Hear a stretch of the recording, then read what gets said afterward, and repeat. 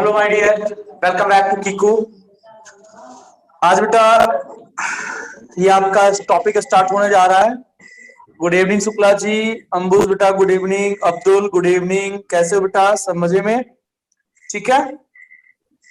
चलो बेटा आज हम लोग इस लेक्चर में स्टार्ट करने वाले हैं इस दिस न्यू बैच। हाँ बेटा स्टार्ट कर रहा हूँ, न्यू बैच है ये बिल्कुल।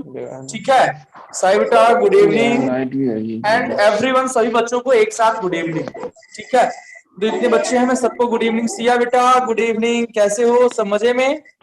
ठीक है चलो स्टार्ट करना बेटा। ये जो टॉपिक स्टार्ट में कर रहा हूं ये 11th सॉरी अलजेब्रा का ये टॉपिक है बेटा। अलजेब्रा का कुछ टॉपिक आपको क्लास 11th में पढ़ना था, कुछ टॉपिक बेटा आपको क्लास 12th में पढ़ना है। ठीक है सर, लिमिट कंप्लीट हो गया नहीं बेटा, देखते हैं फिर उसको। ठीक है चलो अभी पहले हम इस पे बात कर लेंगे। ओके डिटरमिनेंट पे। ठीक है तो इसकी पहले इंपॉर्टेंस ध्यान से सुनना। माइक ऑफ प्लीज बेटा, माइक सबका ऑफ नहीं है क्या? चलो ठीक है, अब सबका ऑफ हो गया माइक। ठीक है चलो ध्यान से देखो। ओके बेटा,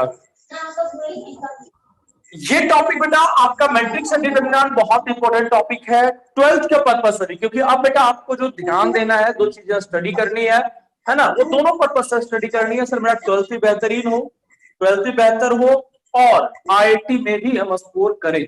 आई होप सभी बच्चे का यही पर्पज होगा।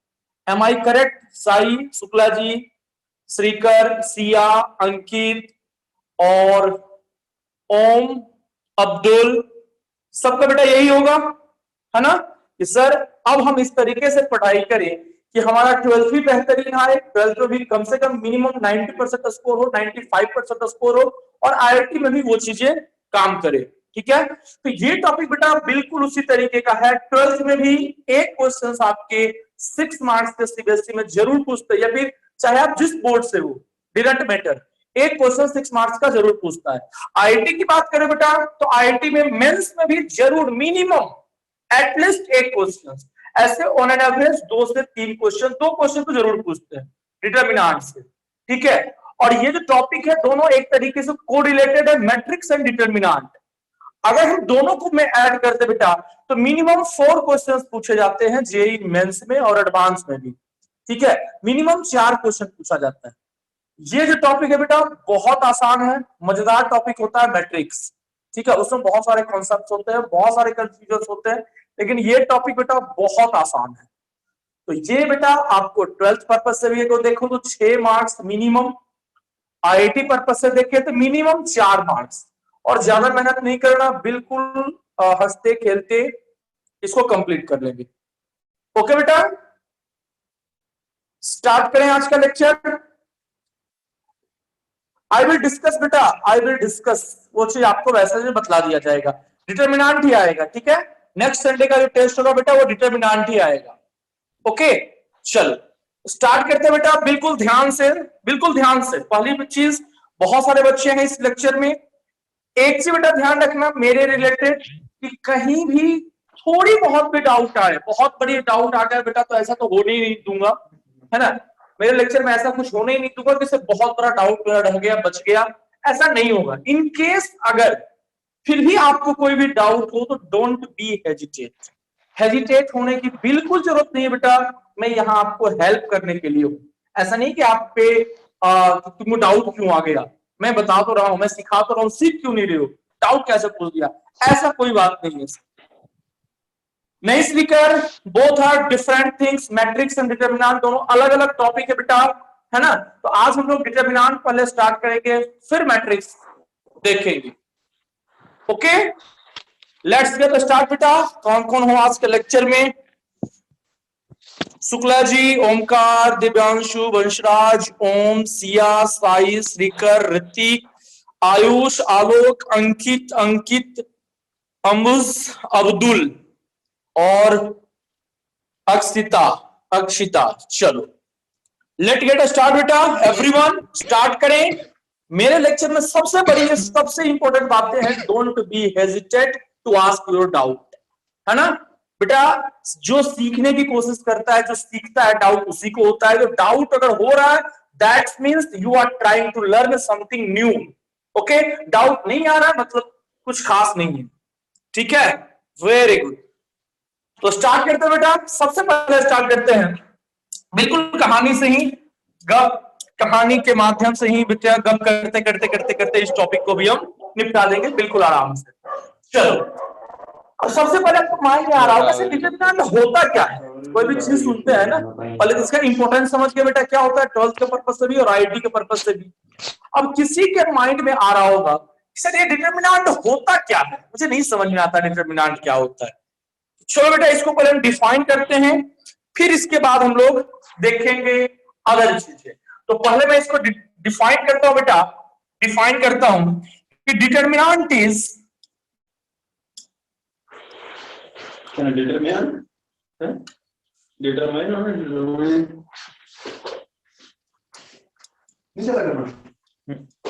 determinant is array,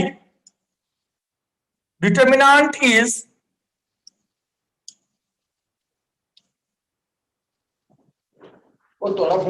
array of numbers,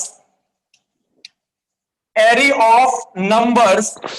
ये नंबर्स बेटा ये ऑब्जेक्ट भी दे सकते हो। हम मैथमेटिक्स में बात करते हैं तो मैथमेटिक्स में जब हम बात करते हैं तो नंबर्स जनरली होता है, और मैथमेटिक्स में बात करेंगे चलो ऑब्जेक्ट की कोई जरूरत नहीं है यहाँ, है ना। Determinant is array of, determinant is array of, determinant is array of numbers placed between, placed array placed between two vertical line, two vertical line, two vertical line in a square form, in a square form। चलो ठीक है, अब इसको मैंने define किया बेटा, ध्यान से देखो समझो सुनो, है ना।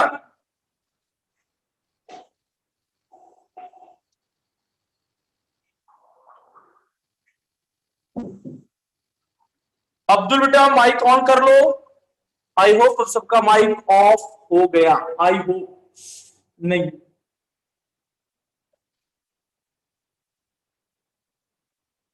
चलो ठीक है, अब ध्यान दो बेटा, चलो ठीक है, बिल्कुल ध्यान से देखना, पेन पेपर अभी सब साइड कर दो, बिल्कुल सारे फर्जी काम छोड़ दो, बिल्कुल ध्यान से देखो और एंजॉय करो, ठीक है।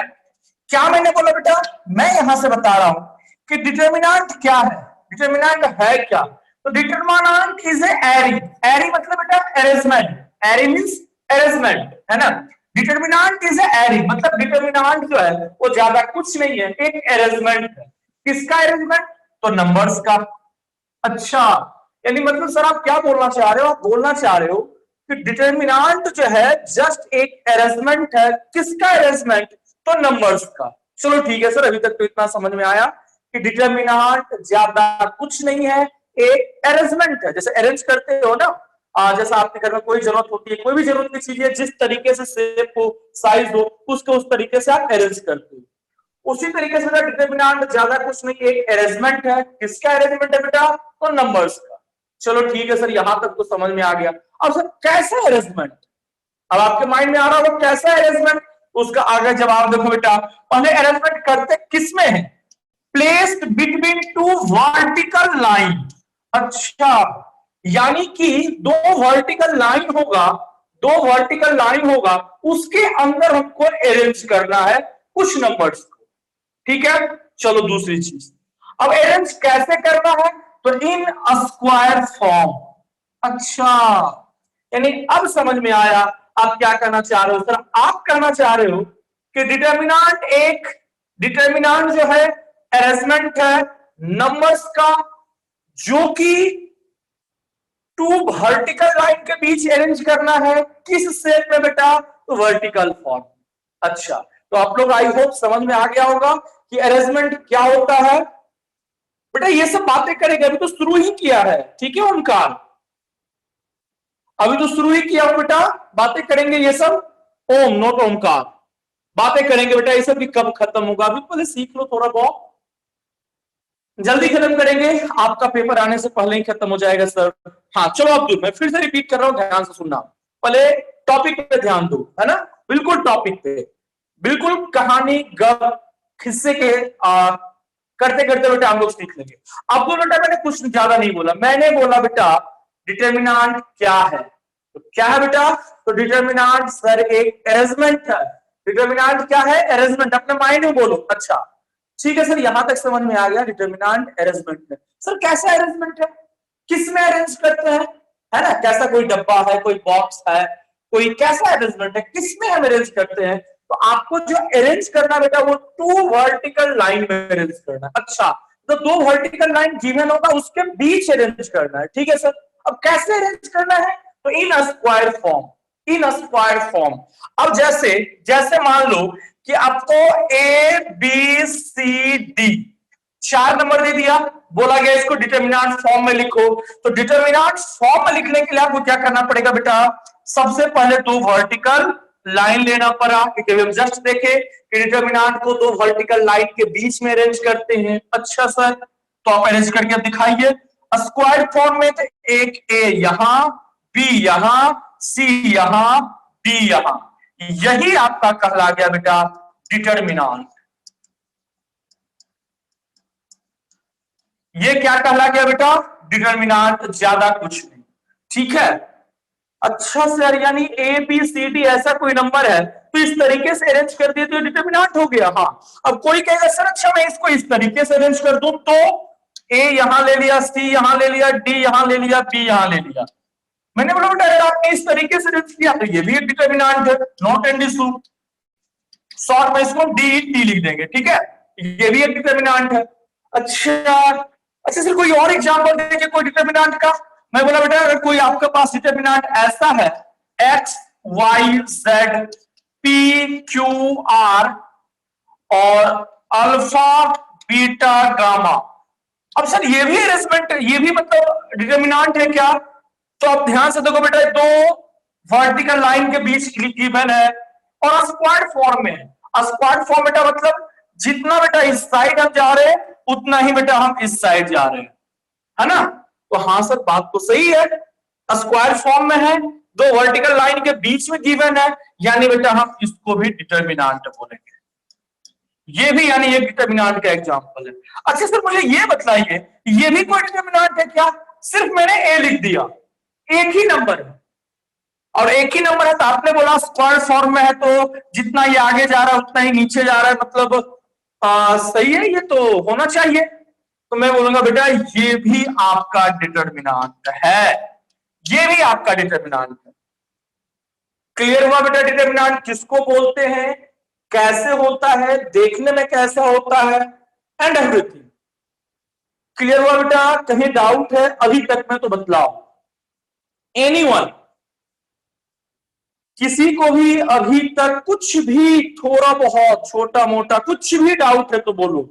अंकित प्लीज रिपीट, क्या रिपीट करूं बेटा, लास्ट वाला सर, मुझे पता है लास्ट वाले में डाउट है अंकित, मुझे मालूम है लास्ट वाला। सर प्लीज रिपीट बेटा, ध्यान से देखो, शायद आपने लेट ज्वाइन किया। Sir what is the arrow of last, ये एरो कुछ नहीं है बेटा, एरो मैंने सिर्फ आपको ये दिखाया, एरो मैंने सिर्फ ये दिखा रहा हूं बेटा कि स्क्वायर फॉर्म में, ये एरो का यहाँ कोई मीनिंग नहीं है, ये एरो यहाँ है ही नहीं, मैं तो सिर्फ आपको इस तरीके से अरेंज करके दिखा रहा हूं, ठीक है। मैं सिर्फ आपको ये बोल रहा हूं बेटा कि कुछ नंबर्स जो दो लाइन के बीच में बेटा रिटर्न है, गिवन है, स्क्वायर फॉर्म में है, उसको डिटर्मिनेंट बोलते हैं, ठीक है, ज्यादा कुछ नहीं, ठीक है, ओके। अब आपको लग रहा होगा सर कि मैं तो कंफ्यूज हो जाऊंगा इसमें, क्योंकि अगर हमको मॉडुलस ऑफ ए भी लिखना होगा, अगर सर हमको मॉडुलस ऑफ ए भी लिखना है तो यही लिखेंगे, और डिटर्मिनेंट ऑफ ए भी आप यही बता रहे हो, तो हम तो कंफ्यूज हो जाएंगे।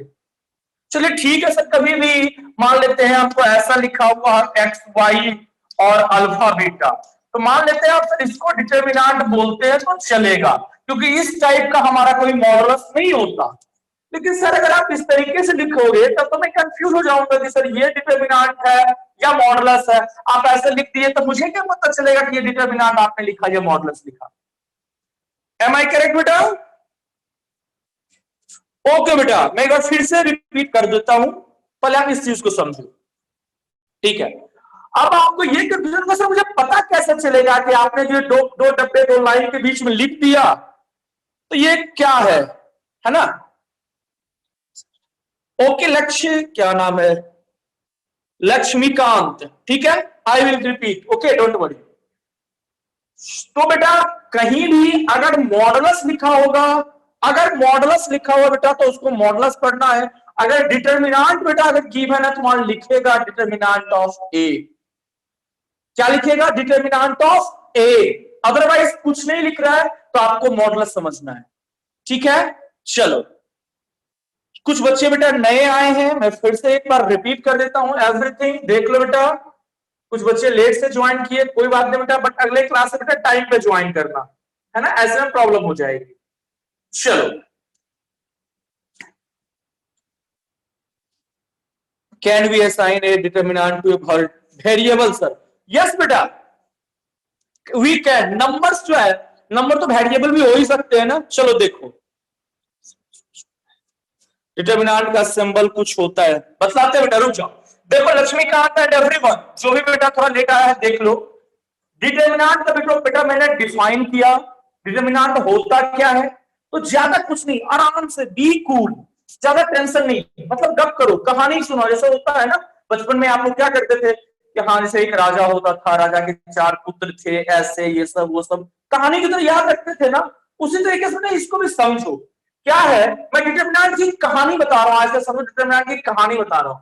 मैं बोल रहा हूं बेटा डिटरमिनेंट जो है ना वो क्या है, determinant is array of numbers placed between two vertical line, placed between two vertical line in a square form। मतलब सर मुझे समझ नहीं आया, फिर से आप समझाइए। तो फिर से बेटा लक्ष्मीकांत ये ध्यान देना कि मैंने क्या बोला बेटा, determinant is array, array means arrangement, यहां देख लो, एरे मींस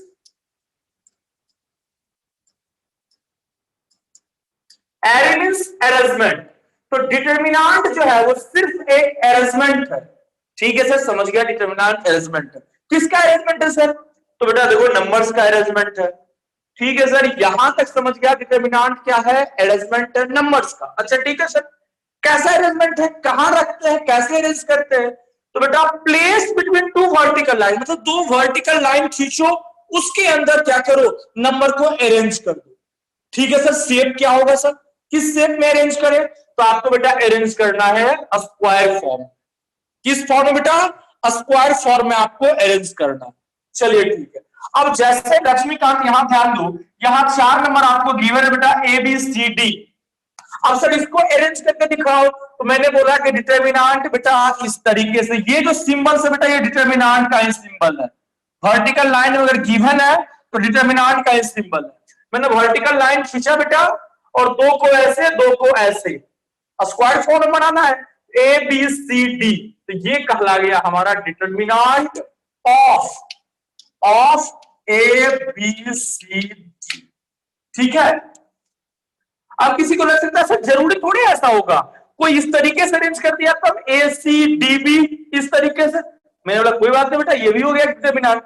अच्छा सर और कैसा होगा, लो बेटा हमने उधर दो इधर 3 का अरेंजमेंट ले लिया, ये भी आपका डिटरमिनेंट का ला गया है ना, और इस तरीके से। क्लियर हो गया, वेरी गुड, चलो आगे बढ़ते हैं। अंकित बेटा यही सिंबल्स है इसका, डिटरमिनेंट का यही सिंबल्स है, ठीक है। इसी तरीके से हम रिप्रेजेंट करते हैं डिटरमिनेंट को। अब ध्यान देना, अब ध्यान देना एक चीज, ठीक है सर मैं समझ गया आपकी बातें, मैं समझ गया। क्या समझा सर, कि डिटरमिनेंट एक अरेंजमेंट है कुछ नंबर्स का, है ना, स्क्वायर फॉर्म में और दो वर्टिकल लाइन में लिख देना है। चलो यानी बेटा मान लेते हैं X Y Z P Q R alpha beta gamma, मान लिया सर ये डिटरमिनेंट है, तो हाँ सर ये डिटरमिनेंट है। यहां पे याद रखना बेटा इसका ना एक स्पेशल नेम है, अगर आप इसको इस तरीके से देखोगे ना तो इसका एक स्पेशल नेम है, इसको बोलते हैं बेटा रो, रोज ऑफ डिटरमिनेंट, क्या बोलते हैं, रो। यानी बेटा इसको सर आप उसको रो इसको भी रो बोलेंगे। क्या बोलेंगे बेटा? इसको भी रो बोलेंगे। अच्छा सर इसको भी रो बोलेंगे क्या? हाँ बेटा इसको भी रो बोलेंगे। अच्छा सर सभी को एक ही रो कैसे? सभी को आप रो ही बोल रहे हैं, ये कौन सा चक्कर है? मैं बोला बेटा चक्कर वक्कर कुछ नहीं है, इसको आप बोलेंगे R1। मतलब R1 करने का मतलब बेटा फर्स्ट रो। अच्छा इसको क्या बोलेंगे सर? सर इसको हम बोलेंगे बेटा R2 मतलब सेकेंड रो। अच्छा इसको क्या बोलेंगे बेटा? इसको हम लोग बोलेंगे R3। अच्छा ठीक है सर मुझे समझ में आया, यानी इस तरीके से जो लिखा होता है ना उसको रो बोलते हैं।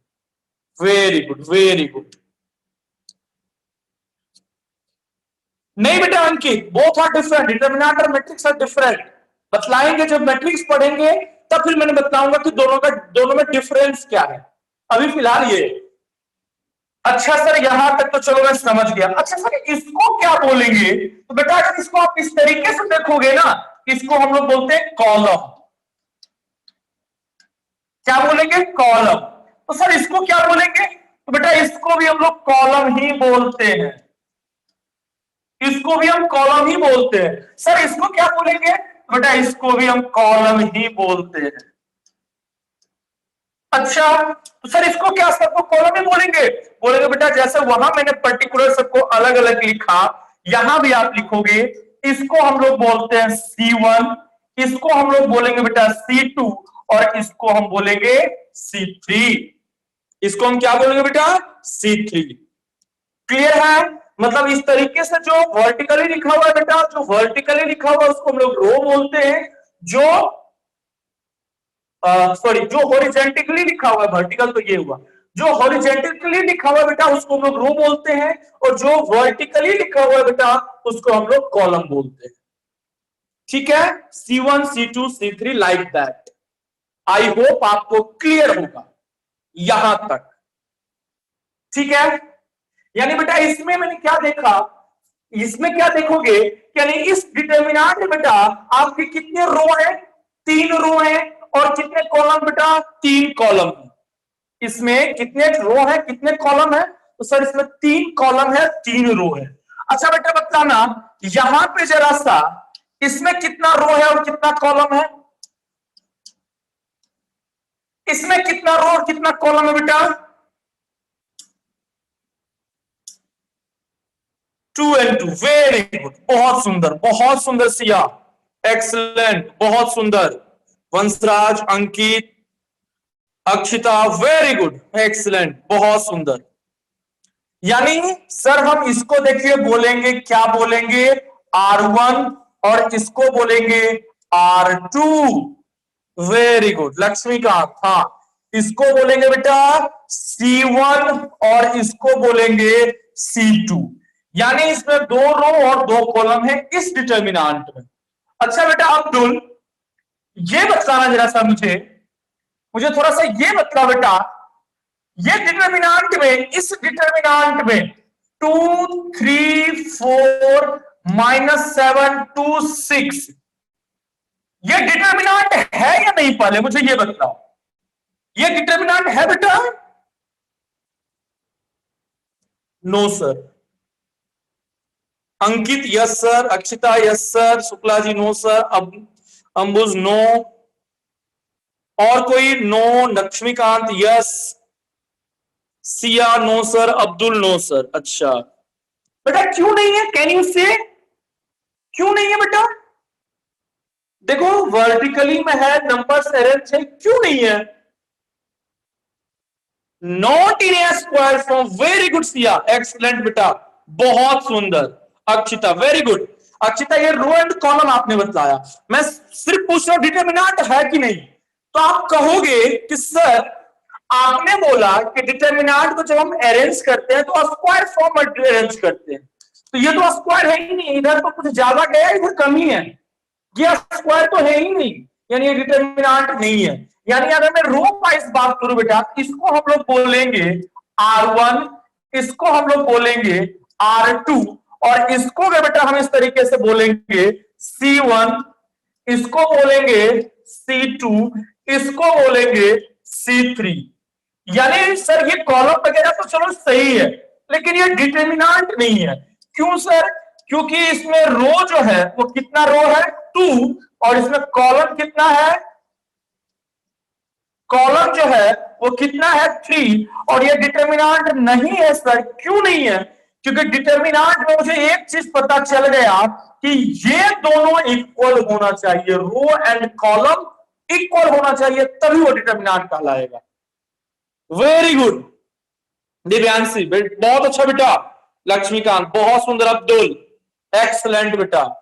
यानी सर मुझे इतना तो समझ में आ गया इस कहानी से, बाकी कुछ समझ में आया कि नहीं कि ये डिटर्मिनेंट नहीं है। क्यों नहीं है? क्योंकि सर इसमें रो एंड कॉलम तो इक्वल है ही नहीं।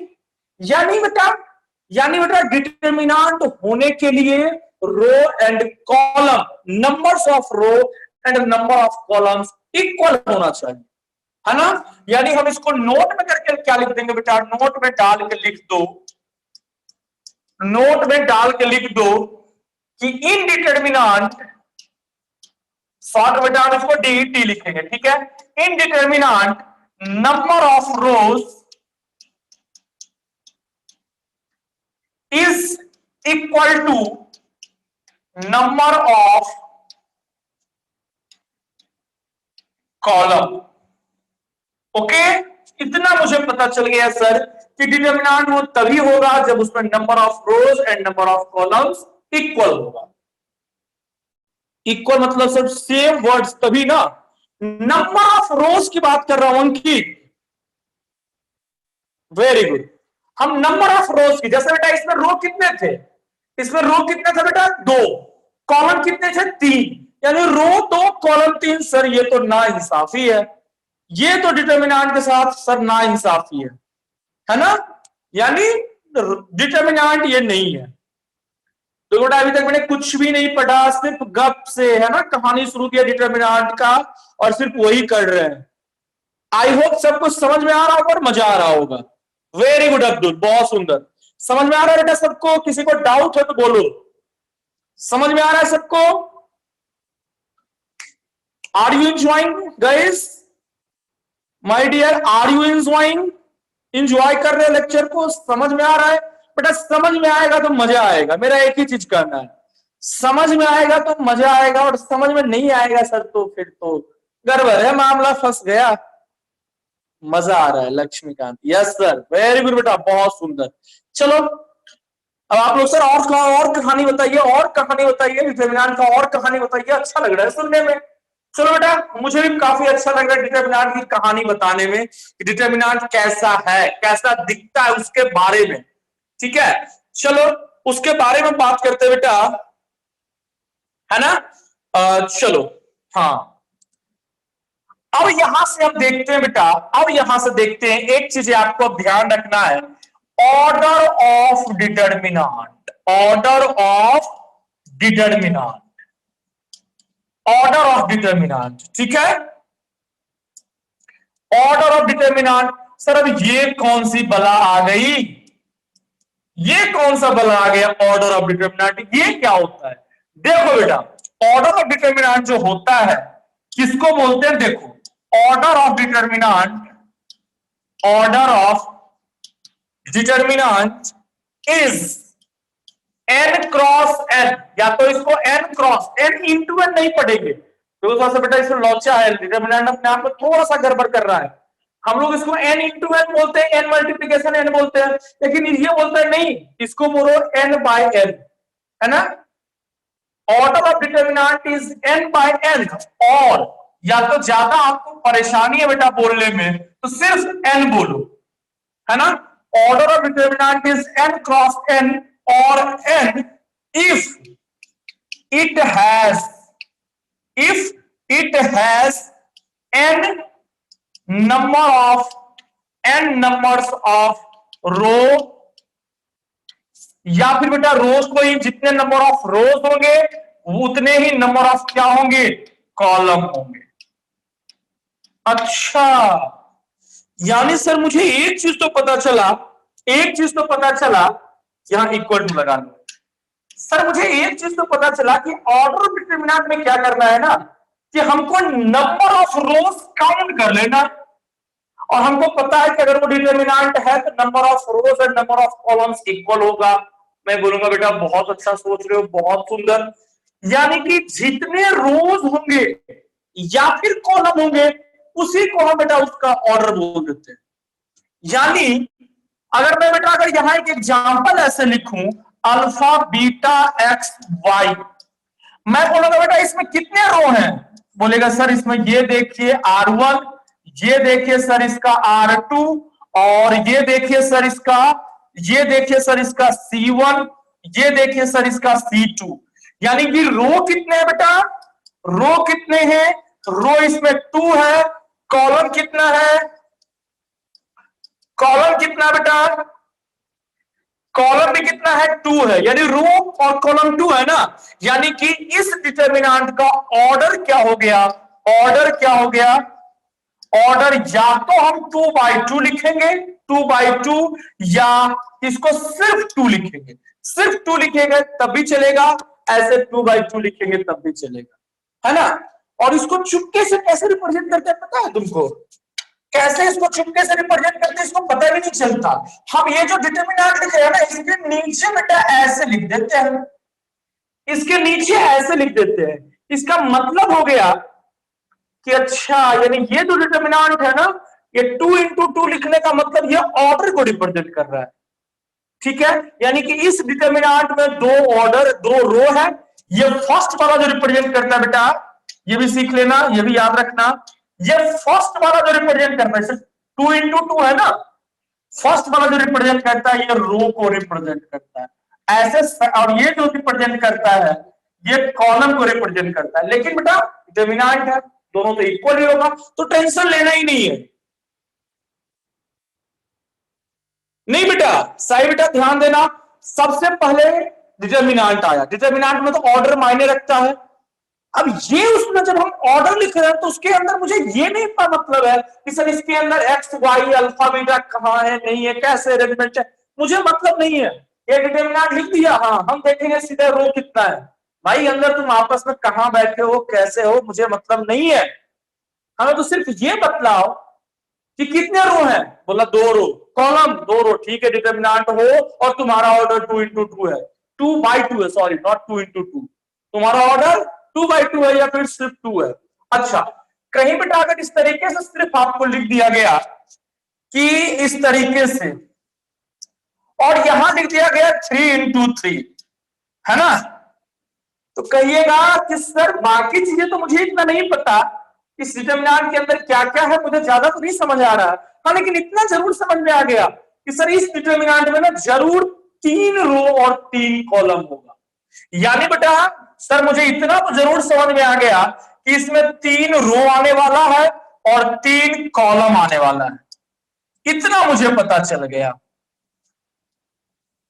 बाकी मुझे नहीं पता कि अब इसके अंदर क्या है नहीं है कैसा है, मुझे नहीं पता, लेकिन 3 रो और 3 कॉलम है इसके अंदर।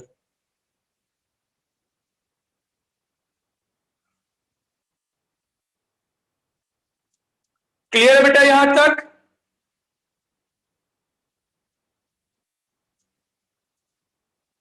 क्लियर बेटा, किसी को डाउट हो तो बोलो। ऑर्डर में, ऑर्डर में बस जनरली करना क्या है, बोला ऑर्डर ऑफ डिटर्मिनेंट बतलाओ, अच्छा ऑर्डर रो देख लो, और डिटर्मिनेंट है बेटा तो कॉलम काउंट करने की जरूरत ही नहीं है, सिर्फ रो ही काउंट कर लो, क्योंकि अगर डिटर्मिनेंट है तो रो और column, number of row number of column equal होगा, ठीक है। चलो very good, yes sir clear. अब इसके अंदर एक चीज हम लोग सीखेंगे बेटा, इसके अंदर एक चीज सीखेंगे, पोजीशन ऑफ एलिमेंट,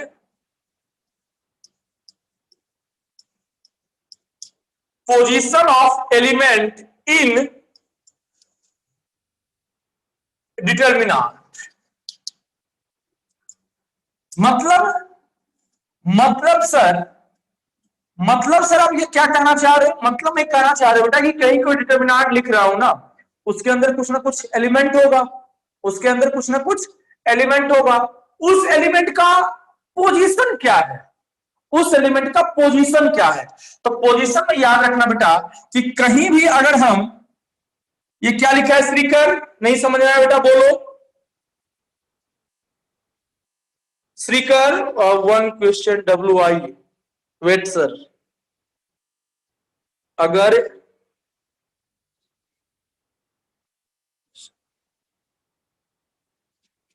बेटा अब्दुल रुक जाओ, अभी क्वेश्चंस कैसे आएगा बेटा, कैसे करेंगे, सीखेंगे चीजें को, है ना, आराम से। बिल्कुल समझ में कहीं नहीं आ रहा है तो बोलो, कहीं दिक्कत हो रहा है तो बोलो। बेटा रेक्टेंगल शेप में हो तो डिटरमिनेंट बोलेंगे ही नहीं। श्रीकर रेक्टेंगल शेप में हो तो बोलेंगे ही नहीं बेटा। मैंने तो डेफिनेशन ही आपको बोला है कि डिटरमिनेंट जो होगा वो स्क्वायर शेप में ही होगा। ठीक है श्रीकर, क्लियर बेटा? बेटा अगर उसमें भी रो और कॉलम इक्वल होगा तो डिटरमिनेंट बोलेंगे।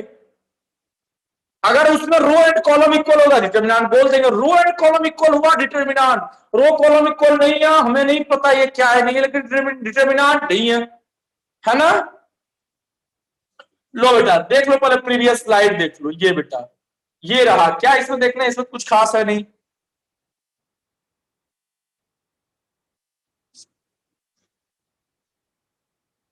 क्रॉस वन, जैसे कि देखो, बहुत अच्छा क्वेश्चन पूछा ओम त्रिपाठी, बहुत सुंदर क्वेश्चन पूछा कि सर चलो ठीक है ऑर्डर वगैरह तो समझ गए, अब अगर इसका हमको ऑर्डर पूछा तो तुम कंफ्यूज ही हो जाएंगे।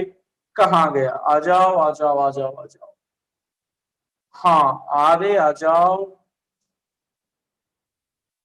हाँ सर बाकी चीज तो ठीक है, लेकिन अगर इसका हमको ऑर्डर पूछ दिया तो क्या, कैसे लिखेंगे? मैंने आपको क्या बोला बेटा कि ऑर्डर लिखने के लिए क्या चाहिए? रो काउंट करो। तो सर इसमें काउंट क्या करें, शुरू किए कि खत्म हो गया, मतलब एक रो है।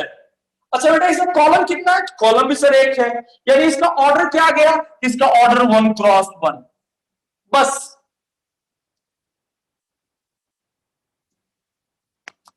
ठीक है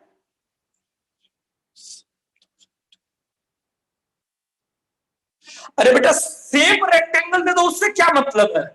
मैं अब तो आपको कंडीशन बता दिया ना, number of row number of column equal होना चाहिए।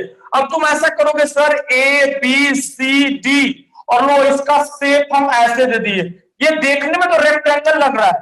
अरे बेटा देखने से नहीं करना है, क्या करना है? रो काउंट करना, कॉलम काउंट करना।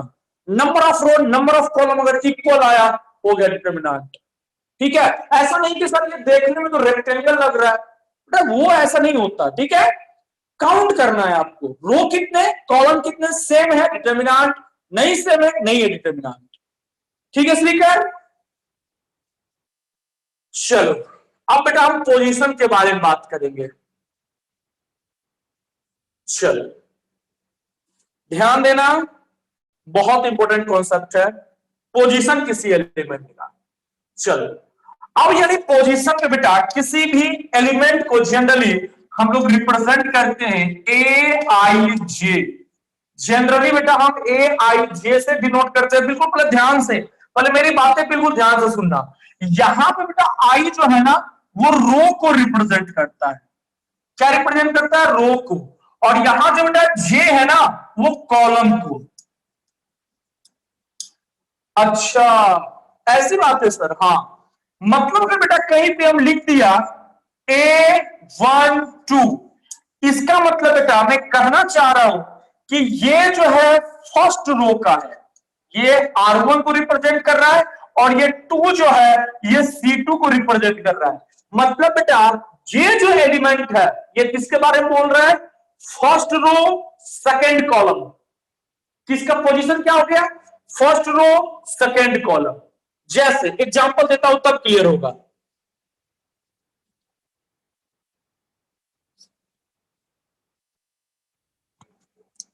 श्रीकर ध्यान दिया करो बेटा, वो मैं चीज बहुत पहले डिस्कस कर चुका है ना। वहां पे बेटा आपको डिटरमिनेंट वो बोलेगा, अगर सिर्फ मॉड मतलब सिर्फ ऐसे लिख दिया तो आप समझ जाना ये मॉडुलस है, अदरवाइज वो वहां बोलेगा कि डिटरमिनेंट है। ठीक है चलो अब जैसे बेटा मैं यहां पे एक डिटरमिनेंट का एग्जांपल ले रहा हूं, एक एग्जांपल ले रहा हूं बेटा। जैसे कि मैंने ये लिया alpha beta gamma X Y Z A B C, ठीक है। अब अगर पूछिएगा कि सर अल्फा का पोजीशन क्या है, मुझे नहीं पता, अल्फा का पोजीशन बतला, तो मैं बोलूंगा बेटा अल्फा को देखो सबसे पहले ये किस रो में बैठा हुआ है, तो आप बोलोगे सर ये R1 में बैठा हुआ है, और किस कॉलम में बैठा हुआ है, तो ये सर फर्स्ट कॉलम में बैठा हुआ है। अल्फा जो है वो फर्स्ट रो में बैठा हुआ है और फर्स्ट कॉलम में बैठा हुआ है, तो हम इसको रिप्रेजेंट करेंगे बेटा अल्फा जो है ना, इसको A11 से हम रिप्रेजेंट करेंगे, मतलब फर्स्ट रो फर्स्ट कॉलम, ठीक है।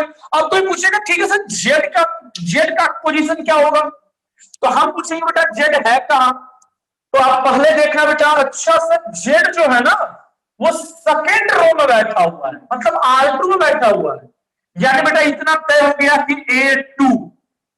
अब कॉलम मतलब बेटा किस कॉलम में बैठा हुआ है, तो आप बोलोगे फर्स्ट सेकेंड थर्ड। अच्छा सर ये जो है ना ये थर्ड कॉलम में बैठा हुआ है, तो हम बोलेंगे यहां थर्ड लिख दो, यानी A23, यानी जेड का पोजीशन क्या आ गया A23।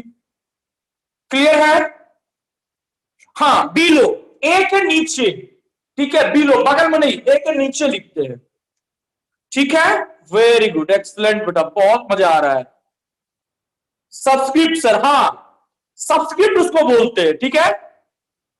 अच्छा बेटा जरा सा मुझे बता सकते हो क्या, इसमें इसमें इसमें इसमें गामा का पोजीशन क्या आएगा बेटा, गामा का पोजीशन क्या आएगा?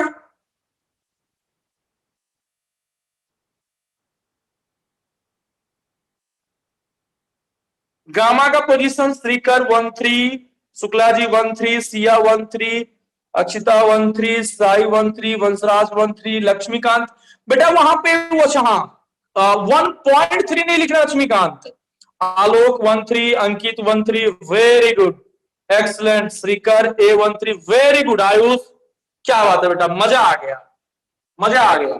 यानी सर आप पूछ रहे हैं गामा का पोजीशन ना, हाँ अब गामा का पोजीशन सर देखिए मैं आपको बतलाता हूं कि गामा को पहले आप ऐसे लिखिए और फिर देखिए कि सर ये किस रो में बैठा, पहले रो, गलती मत करना बेटा, पहले रो तब कॉलम, ऐसा नहीं कि पहले कॉलम, पहले रो तब कॉलम, ठीक है।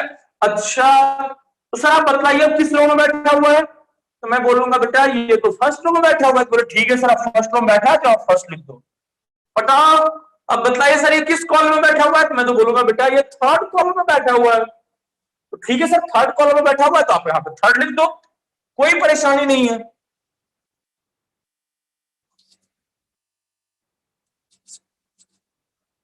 हाँ जिसकी पोजीशन पूछा जाएगा वही लिखना है। अभी तो बेटा ये चीजें देख लेना, ऐसे भी जनरली उसको इस तरीके से लिखते हैं, ए से रिप्रेजेंट करते हैं, ऐसे जिसका पोजीशन है वैसे लिखेंगे। ऐसे आप डायरेक्टली अगर लिखना चाहते हो तो अल्फा को आप लिख दो 11, अल्फा 11, मतलब अल्फा का पोजीशन क्या है बेटा, तो 11। डायरेक्ट अगर बी आप लिखना चाहते हो तो बी को लिख दो क्या चीज 31, है ना, तो डायरेक्ट ऐसे लिखा जाता है, जस्ट बेटा रिप्रेजेंट करने के लिए, ऐसा कोई जरूरी नहीं है। इनफैक्ट अगर सही मायने में बिल्कुल एग्जैक्ट मायने में रिप्रेजेंट करोगे तो ऐसे रिप्रेजेंट करते हैं, ठीक है। अल्फा 11, बीटा 31, और जैसे सी को हमको रिप्रेजेंट करना हो तो सी को हम लिखेंगे 33, है ना। इनफैक्ट इसको ऐसे रिप्रेजेंट करते हैं। ओके सर, लो श्रीकर, डिटर्मिनेंट का क्या यूज है, सिया ने बहुत सुंदर सवाल पूछा, लेकिन इसका बेटा जवाब मैं आपको अगले लेक्चर में दूंगा। ओके सिया, बहुत सुंदर सवाल था। लो बेटा यही है, क्लियर है?